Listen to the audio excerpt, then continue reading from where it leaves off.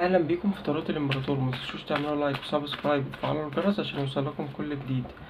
الفيديو ده هيكون التوقعات العاطفية لبرج العذراء. قبل ما نبدأ الفيديو ادخلوا على التعليقات واكتبوا يا رب بنية الفرج.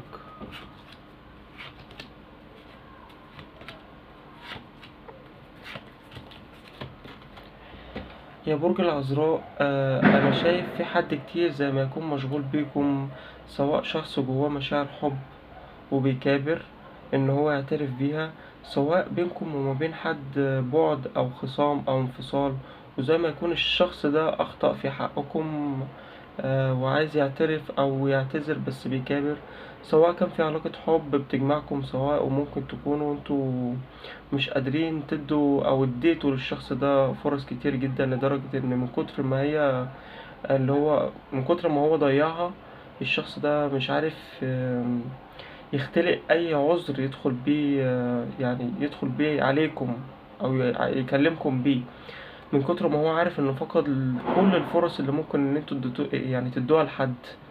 في حد ممكن يكون بيتمناكم بس في بينكم عقبات او صعوبات مش لاقيين لها حل. في حد ممكن يكون طول الوقت عايز يكون موجود معاكم او يتكلم معاكم، بس خايف ان هو يتعلق بيكم زيادة عن اللزوم، وان انتوا تبعدوا وتغزلوه او يتعرض لامور ممكن يكون اتعرض ليها قبل كده. في شخص مش قادر ياخد قرار في امر معين، وده كتير يمكن تعبه او تعب تفكيره، ممكن يكون بيجيله صداع او نفسيته تعبانة كتير، بس الشخص ده جواه حب غير عادي ليكم. الشخص ده يمكن عايز يكلمكم، عايز يعني يكتب لكم، عايز يفتح قلبه ليكم، بس ممكن مستني اللحظة المناسبة. ممكن زي ما يكون عايز بس متردد، عايز يعبر عن حبه، عايز يتكلم معاكم، عايز يستمتع بالهدوء والسكينة اللي ممكن لما بيشوفكم أو حتى بيتابع أخباركم بيشعر بيها. في هنا اتنين معرفتكم ببعض زي ما يكون مش صدفة، دي زي ما يكون حاجة قدرية، أو زي ممكن يكون انتوا مريتوا بحاجة كتير يعني تعبتكم في حياتكم، يمكن ربنا رزقكم بالشخص ده اللي يعوضكم من التعب والحزن اللي انتوا مريتوا بيه. في حد بيحبكم فعلا بصدق، في فرصة داخل حياتكم محتاجين ان انتوا ما تضيعوهاش من ايديكم، لان الفرصة دي بتبقى نادرة جدا اللي هي تحصل. لازم انتوا تبقوا على يقين ان دي فرصة لا تعوض. ما ينفعش ان انتوا ساعتها ان انتوا تبقوا مشغولين بتفكيركم، او الخوف يخليكم تضيعوا حاجة ربنا عايز يرزقكم بيها، لان انا شايف ان الشخص ده كتير شريكم، كتير بيحبكم بصدق. انتوا يمكن كمان اتعرضتوا لأمور كتير جدا وبقيتوا كل حاجة يمكن بتحللوها. كطبيعة برج العذراء بتحللوا كل الأمور، وكل حاجة بيبقى جواكم يعني كل حاجة بتبقى جواكم ليها سؤال، بيبقى لازم الجواب عليها ان انتوا تحصلوا عليه في وقتها دلوقتي. بس هي مش هتمشي معاكم كده ان انتوا يعني تحسبوها كده.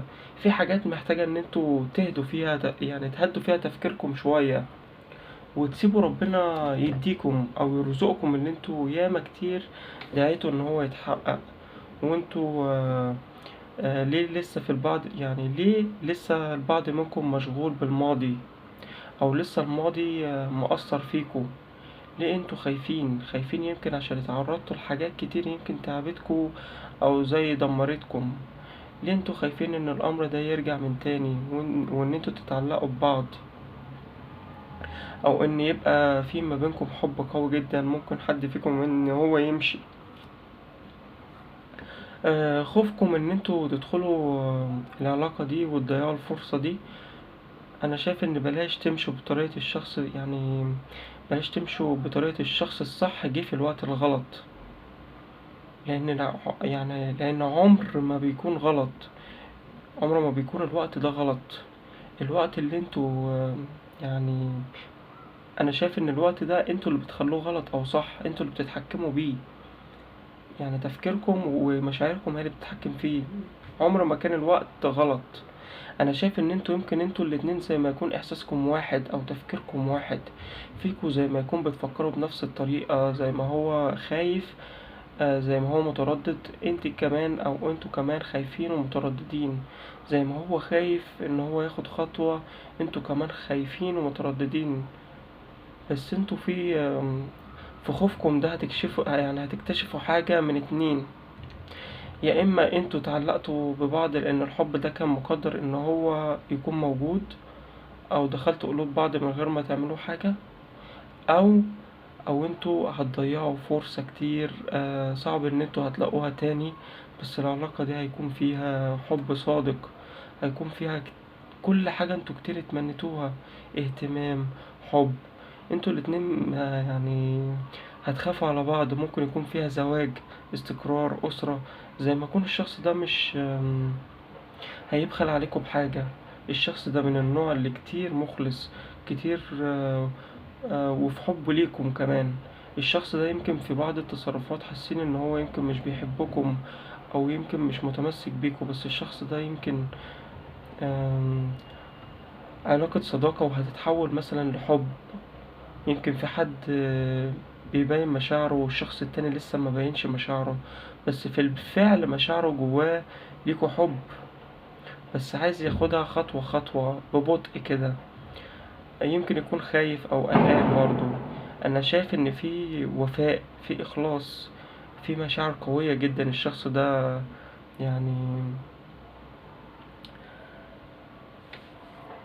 زي ما يكون شايفكم أجمل إنسان في الدنيا دي كلها. انتوا زي ما يكون بتوصلوا القلب للشخص ده بطريقة لا توصف. الشخص ده بيكون عنده رغبة قوية جدا ان هو يبقى معاكم او موجود معاكم ويكلمكم ويقضي مثلا معاكم يومه كله، بس بيكابر او ساعات مش بيرضى ان هو يحسسكم بالحب ده. بس هو بيحبكم جدا، وعارف ان في قبول من ناحيتكم، وعارف ان في حب. ويمكن يكون كمان انتوا متعلقين، بس عدم اعترافه او تصرفاته يمكن كتير بتضايقكم وبتخليكم فاقدين الامل في العلاقة دي، او بتخليكم مش عارفين تقعدوا ولا تمشوا. بس انا شايف ان هو بيحبكم كتير، ما تضيعوش الفرصة دي من ايديكم.